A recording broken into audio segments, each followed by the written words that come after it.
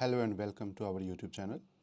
आज हम लोग अपने इस सीरीज़ में बिहार स्पेशल के सीरीज़ में जो हम लोग 72-72 बीपीएससी के लिए है ना कर रहे हैं, बिहार स्पेशल का ये सीरीज़।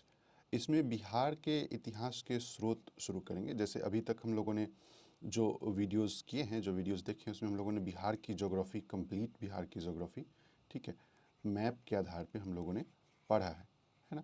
और जो भी चीज़ें हम लोग कर रहे हैं उसका मेन एम यही है कि बिहार 72 बीपीएससी में, ठीक है, हम लोग के बिहार से आने वाले एक भी क्वेश्चन ना छूटे, बिहार स्पेशल से आने वाले एक भी क्वेश्चंस ना छूटे, है ना। तो मोटा मोटा टारगेट हम लोगों का कि 11 वीडियोस में, है ना, हम लोग कंप्लीट ये book Bihar special through maps, जो कि कॉस्मोस से आती है, ठीक है ना, मेरी बुक है, कॉस्मोस से आती है बिहार स्पेशल थ्रू मैप्स, उसको पढ़ेंगे, है ना। हर बार आप देखेंगे तो इस बुक से करीब करीब 15 से 16 क्वेश्चंस, ठीक है ना, डायरेक्ट टू डायरेक्ट आपको इस बुक से दिखेंगे। पिछले 2 बार हम लोगों ने इस बुक को लॉन्च किया और दोनों बार ही ये बुक हिट रही है, ठीक है। तो चलिए शुरू करते हैं अपने इस चैप्टर को, ठीक है। देखिए, बिहार के इतिहास के स्रोत में कुछ इम्पॉर्टेंट जो क्वेश्चंस हैं, है ना, उसको मैंने यहाँ पे कोशिश किया है कि कंबाइन कर दूँ, ठीक है। तो जो पहला पॉइंट हम लोग का है, बिहार में धातु प्रस्तर युग के अवशेष कहाँ से मिलते हैं? तो चेचर में। चेचर कहाँ है? वैशाली में, ठीक है, एवं सोनपुर तथा चिरांद में, ठीक है। चेचर और सोनपुर। सोनपुर कहाँ पे? सोनपुर भी छपरा में ही पड़ता है। कहाँ पड़ता है? छपरा में, ठीक है। और चिरांद, चिरांद कहाँ पड़ता है? छपरा में, ठीक है। अभी देखिए, बिहार में मौर्यकालीन अभिलेख रामपुरवा और लौरिया अरेराज से प्राप्त हुआ, ठीक है। मौर्यकालीन अभिलेख कहाँ से? रामपुरवा से और लौरिया अरेराज से प्राप्त हुआ। ये दोनों पॉइंट याद करने वाली है, एकदम इंपॉर्टेंट क्वेश्चन है, ठीक है।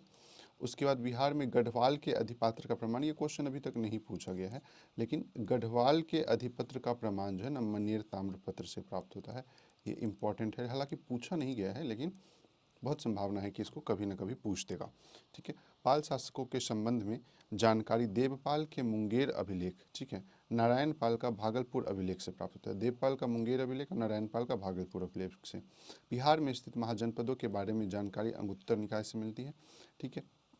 और बिहार से प्राप्त पहली 2 भाषा का अभिलेख शेरशाह से संबंधित है, ठीक। इसके बाद प्राचीन बिहार के संबंध में बौद्ध ग्रंथों में दीर्घ निकाय, ठीक है, दीर्घ निकाय से महत्वपूर्ण जानकारी मिलती है, ठीक है। बौद्ध ग्रंथों में दीर्घ निकाय, ठीक है।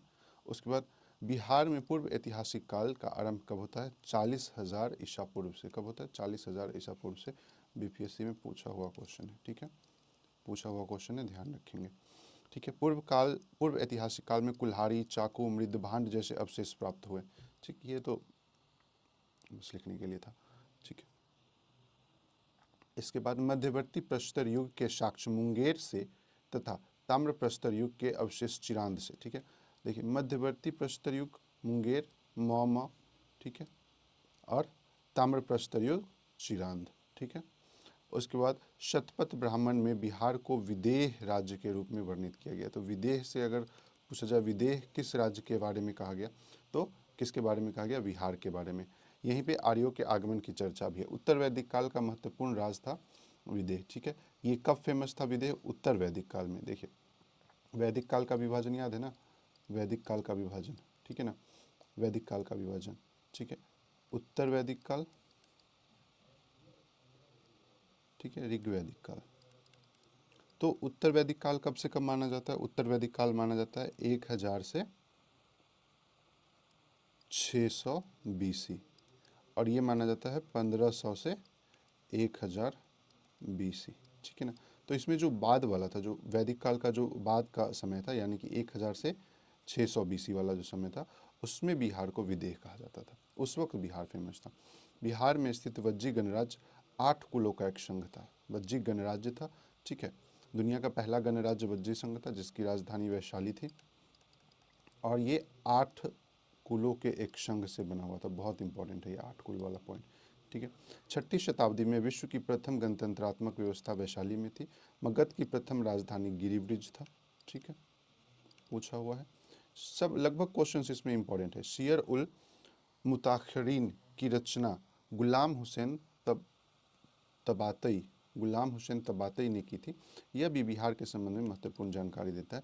बिहार के लिए सर्वाधिक प्राचीन साहित्यिक स्रोत है, ठीक है, अथर्ववेद, इंपॉर्टेंट है। सबसे पुराना बिहार का जानकारी किससे प्राप्त होता है? अथर्ववेद से।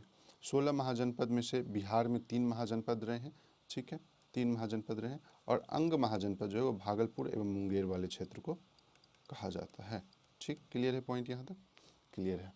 अब बिहार में महाजनपद, जो 3 महाजनपद है ना बिहार में, उसके बारे में हम लोग यहाँ पे देखेंगे। चलिए,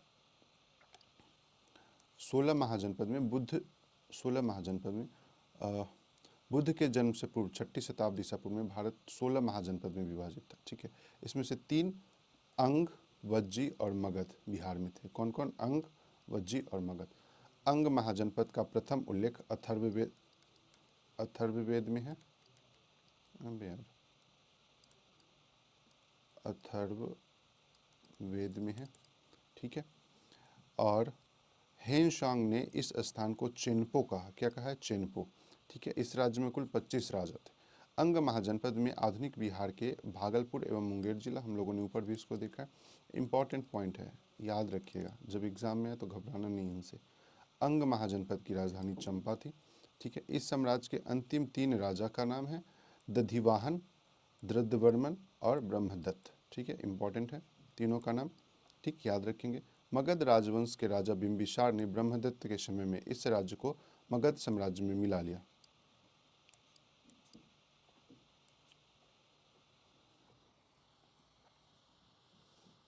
ठीक है। वज्जी संघ, बुद्ध के समय 10 प्रमुख गणराज्यों में वज्जी संघ एक प्रतिष्ठित गणराज्य था। गंगा नदी के उत्तर में स्थित लिच्छवी गणराज्य था, ठीक है, लिच्छवी गणराज्य था, जो वैशाली और मुजफ्फरपुर तक फैला हुआ, ठीक है। वज्जी संघ 8 कुलों का एक संघ था, हम लोगों ने देख ही लिया। विदेह, ज्ञानत्रिक, लिच्छवी, वज्जी संघ शक्तिशाली और वज्जी, ठीक है। वज्जी सबसे शक्तिशाली जो है ना उसमें माना जाता था। वज्जी संघ की राजधानी, ठीक है, वैशाली थी। कौटिल्य ने लिच्छवी राज्य का उल्लेख शब्दोपजीवी संघ के रूप में किया। कौटिल्य ने लिच्छवी राज्य का उल्लेख शब्दोपजीवी शब्द के रूप में किया था, ठीक है, ये भी महत्वपूर्ण है। राजाओं की सभा को संस्था कहा जाता था, ठीक है। और अब है मगध राजवंश, ठीक है। मगध जिसके सबसे पहले उल्लेख अथर्ववेद में मिलता है, ठीक है। मगध का सबसे पुराना उल्लेख कहाँ मिलता है? इंपॉर्टेंट है, अथर्ववेद में। गंगा के दक्षिण पूर्व में स्थित जिले पटना, गया, शाहाबाद के कुछ क्षेत्र शामिल है। इससे पहले राजधानी राजगीर और बाद में पाटलिपुत्र थी।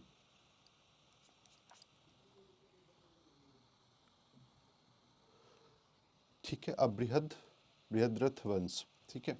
बृहद्रथ वंश जो चेदी राज्य वसु के सबसे बड़े पुत्र थे, ने मगध में अपना शासन स्थापित किया और प्रसिद्ध बृहद राजवंश की स्थापना की, ठीक है। जरासंध, इस वंश में 10 राजा थे, जिसमें बृहद्रथ का पुत्र जरासंध एक शक्तिशाली सम्राट माना गया, ठीक है।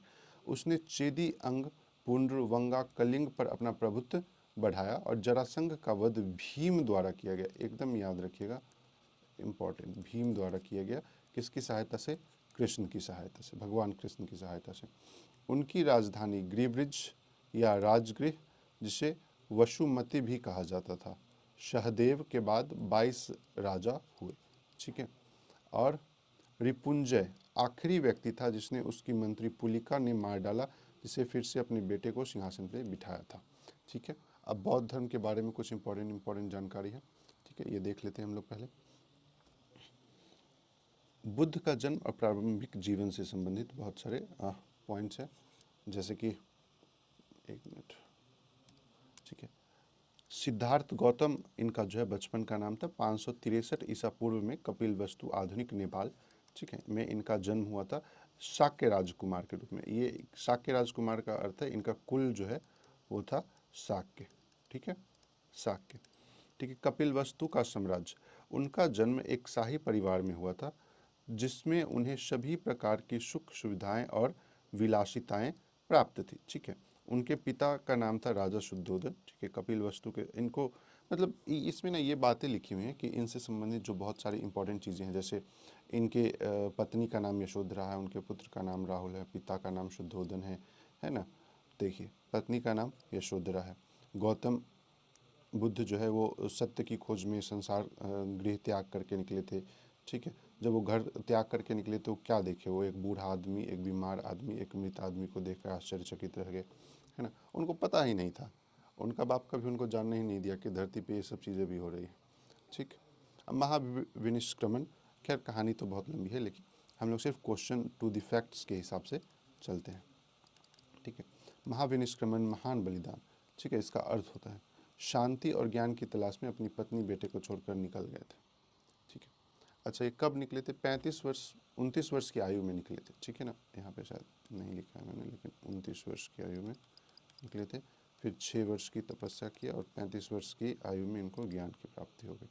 ठीक है, और इनके घोड़े का नाम था कंकत और सारथी का नाम था चंडक। ठीक है, नहीं के साथ बिना किसी सूचना के शहर चले गए। इस घटना को महाविनिष्क्रमण के नाम से जाना जाता है। तपस्या और ज्ञान की खोज, कठोर तपस्या की। क्या तपस्या किया? ठीक है ना, ज्ञान की प्राप्ति के लिए ध्यान के मार्ग को चुना इन्होंने। ठीक है, 35 वर्ष की आयु में इनको बोध गया में, आधुनिक बिहार में, ठीक है, निरंजना नदी के किनारे बोधि वृक्ष के नीचे, ठीक है, ज्ञान की प्राप्ति हुई। अब से उन्हें बुद्ध या तथागत या शाक्य मुनि, ये तीनों उनके अभी आधुनिक नाम है, मतलब 35 वर्ष की आयु के बाद। ठीक है, बुद्ध, तथागत और शाक्य मुनि इंपॉर्टेंट है। ठीक है, इसमें क्या क्या, इसमें सब फैक्ट्स है। 35 वर्ष की आयु, निरंजना नदी, बोधि वृक्ष, बोध गया, सारी पॉइंट्स। ठीक है, धर्मचक्र प्रवर्तन, पहला उपदेश इनका जो है उसको धर्मचक्र प्रवर्तन कहा जाता है। ठीक है, वहाँ पे इन्होंने अपने 5 शिष्यों को, ठीक, धर्मचक्र प्रवर्तन यानी कि पहला उपदेश दिया था। और पहला उपदेश दिया सारनाथ में। कहाँ पे? सारनाथ में। ये 2 पॉइंट्स इसमें फैक्ट्स हैं। ठीक है, अभी अब आगे देखिए। धर्म का प्रचार, उन्होंने अपने जीवन के शेष 45 वर्ष दुनिया भर में घूमते और उपदेश देते हुए बिताया। उन्होंने सारनाथ, मथुरा, राजगीर, गया और पाटलिपुत्र का दौरा किया। उन्होंने अपने अधिकांश उपदेश श्रावस्ती में दे दिए। ठीक है, बिंबिस सबसे ज़्यादा उपदेश कहाँ दिए हैं? श्रावस्ती में। ठीक है, ये भी क्वेश्चन है। इसमें जो भी मैं चीज़ें लिखी हुई ना, आप समझिए एकदम टू दी पॉइंट्स, एकदम फैक्ट्स ही हैं। ये बुक आप एक बार पढ़ेंगे ना तो आपको मज़ा आ जाएगा, लगेगा कि हाँ कुछ तो तैयारी हुई है ना, एकदम फैक्ट्स। ठीक है, बिंबिसार, अजातशत्रु, प्रसेनजीत और उदयन, ठीक है, जैसे राजा जो हैं इनके शिष्य थे। ये भी क्वेश्चन है, फैक्ट्स है कि कौन कौन इसमें से कौन से राजा उनके शिष्य नहीं थे, ऐसे क्वेश्चन आए हुए हैं। ठीक है ना। महापरिनिर्वाण, महापरिनिर्वाण उनकी मृत्यु के घटना को कहा गया 80 वर्ष की आयु में 483 ईसा पूर्व में। ये डेट सब एकदम इंपॉर्टेंट है। कुशीनगर, ठीक है, देवरिया मल्ल की राजधानी थी, उत्तर प्रदेश में भी स्थित है, में उनकी मृत्यु हो गई। इसी घटना को महापरिनिर्वाण कहा जाता है। ठीक है, उनकी मृत्यु का कारण उनका एक शिष्य था चुंद, उनके द्वारा दिया गया भोजन था। ठीक है, उनके अवशेषों को 8 भागों में बांटकर उन पर एक स्तूप बनाया गया। ठीक है, उन्हें उनके जन्म और मृत्यु की तारीख चीनी परंपरा पर आधारित है। ठीक है, 3 रत्न। अब बुद्ध, धम्म, संघ, इनके त्रिरत्न माने जाते हैं। ठीक है, बुद्ध वह प्रबुद्ध व्यक्ति हैं जिन्होंने बौद्ध धर्म का मार्ग दिखाया। धर्म, बुद्ध धम्म, धर्म वह बुद्ध की शिक्षा, बुद्ध धम्म, धर्म नहीं धम्म, ठीक है, धम्म, शिक्षाओं का समूह है जो जीवन के सत्य को समझने में सहायता करता है ना। संघ, संघ भिक्षुओं और भिक्षुणियों का समुदाय है जो बुद्ध की शिक्षाओं का पालन करते हैं। ठीक है, अब बौद्ध धर्म के प्रमुख संप्रदाय। ठीक है, बौद्ध धर्म 2 भागों में बट गए। ठीक है, हीनयान और महायान। देखिए, हीनयान और महायान, हीनयान बौद्ध धर्म में हीनयान बौद्ध धर्म में बुद्ध की मूल शिक्षाओं पर, ठीक है ना, अधिक जोर देता है और मोक्ष प्राप्त करने के लिए व्यक्तियों के प्रयासों को द्वारा किया जाता है। ठीक है, वे मूर्ति पूजा में विश्वास नहीं रखती है, सबसे इम्पोर्टेंट। देखिए, हीनयान वो वाले हैं, ठीक है, जो दूसरों से पहले व्यक्तिगत, ध्यान से देखिएगा, जो व्यक्तिगत खुद के लिए ध्यान करते हैं और मोक्ष की प्राप्ति करते हैं। ठीक है, लेकिन महायान में है कि ये दूसरों के लिए बार बार अवतार लेते हैं, दूसरों के लिए बार बार अवतार लेते हैं।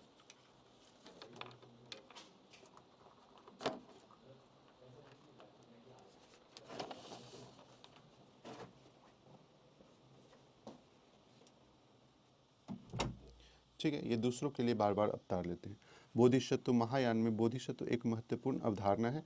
बोधिसत्व वे बुद्ध हैं, ठीक है, जो स्वयं मोक्ष प्राप्त करने के बजाय दूसरों को मोक्ष प्राप्त कराने में मदद करने के लिए दुनिया में रहते हैं। वे बुद्ध की मूर्ति की पूजा में विश्वास करते हैं, पूजा अर्चना में विश्वास करते हैं, ठीक है।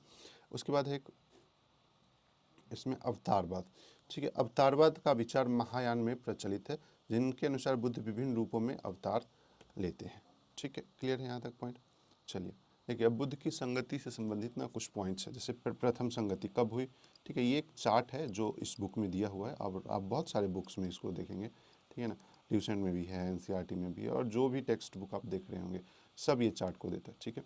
तो ये चार्ट आपने एक याद रखना है। इसमें क्या क्या याद रखना है? काल 483, 383, 250, 72 ईसा, ठीक है ना। कहाँ हुआ? राजगृह में, पहला, दूसरा वैशाली, तीसरा पाटलिपुत्र, चौथा कश्मीर में, ठीक है।